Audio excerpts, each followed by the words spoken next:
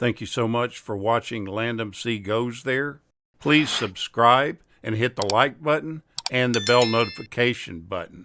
Stand By Me is a 1986 coming-of-age drama film that was directed by Rob Reiner, and it's based on a story by Stephen King from 1982.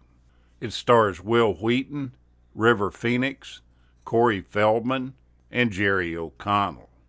The storyline goes that, shocked by the death of a dear friend, he finds out while reading the local newspaper, the now late 30-something writer, Gordy, takes a trip down memory lane when back in Oregon in the hot summer of 1959, he and his three close friends, Chris, Teddy, and Vern, set out on a life-changing adventure.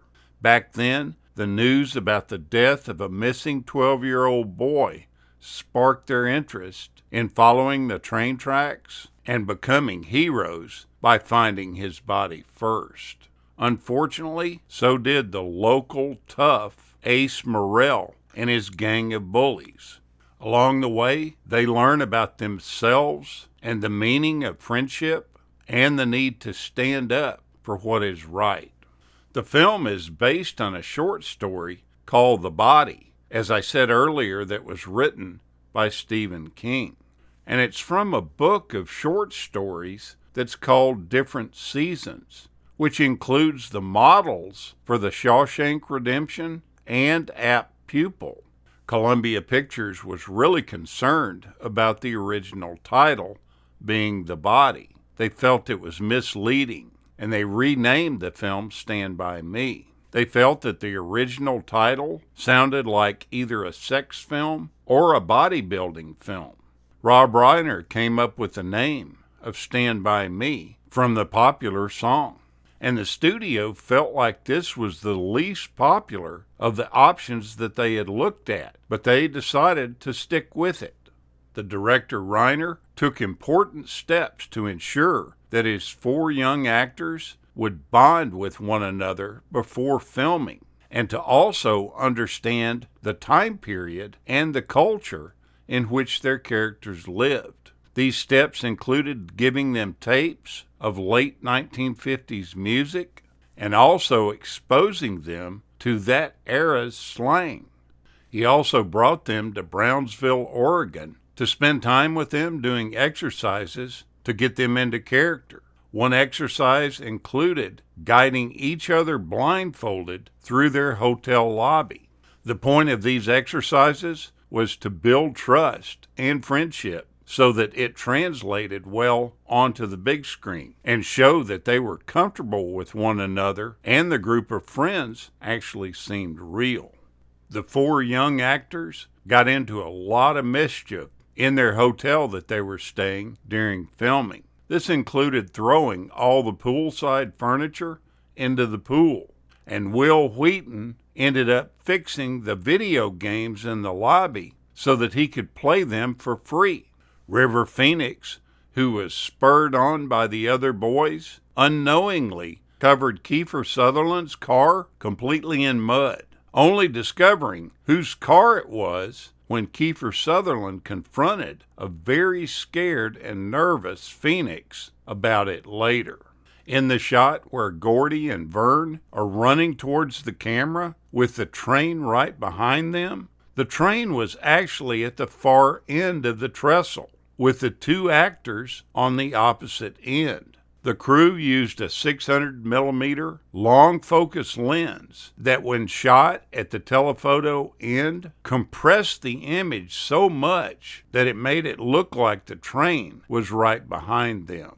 The pond the boys fall into was a man-made pool because the crew wanted them to be in a safe and secure environment when they got into the water. They didn't want to put them in a real pond because they didn't know what was underneath it.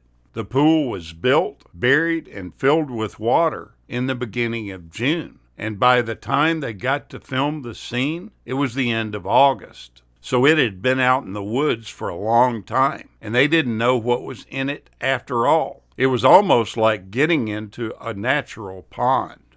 Contrary to urban legend, The leeches that were used in the scene were fake. They were molded latex, stuck on with rubber cement, which the boys found really irritating on their skin.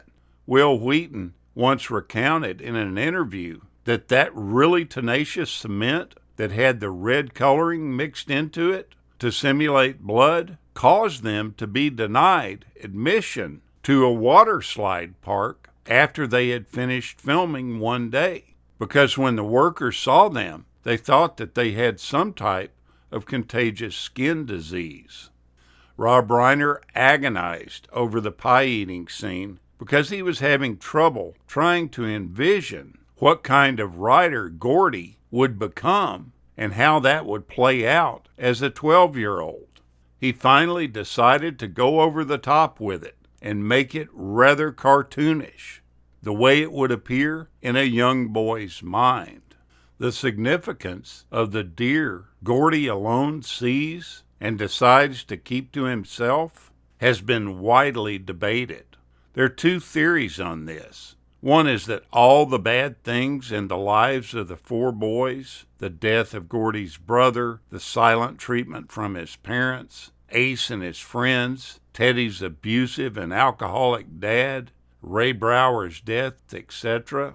The deer represents that some things in the world are still beautiful, and this gives him hope. The other is that Gordy has spent the entire trip in the constant company of his friends, not doing or saying anything that isn't seen or heard by the others. The deer is the one thing that is personal to him from the entire time that they are searching for the body.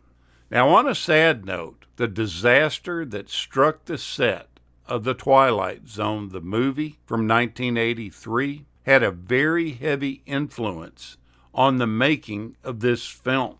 On July 23, 1982, Vic Morrow and two small children were killed by the main rotor of a crashing helicopter while they were filming a scene for the movie. This terrible event changed filmmaking forever when you used children and had them involved in any dangerous scenes. Restrictions on children working in films was seriously tightened, and Rob Reiner found it very difficult to work around. It made shooting some of the scenes very difficult. Fortunately, with the help of stand-ins for the boys and special effects, he was able to get what he wanted without any dangers to the children. Do yourself a favor and take some time and re-watch Stand By Me. You'll enjoy it. Thank you so much for watching, and we'll continue to chase the classics.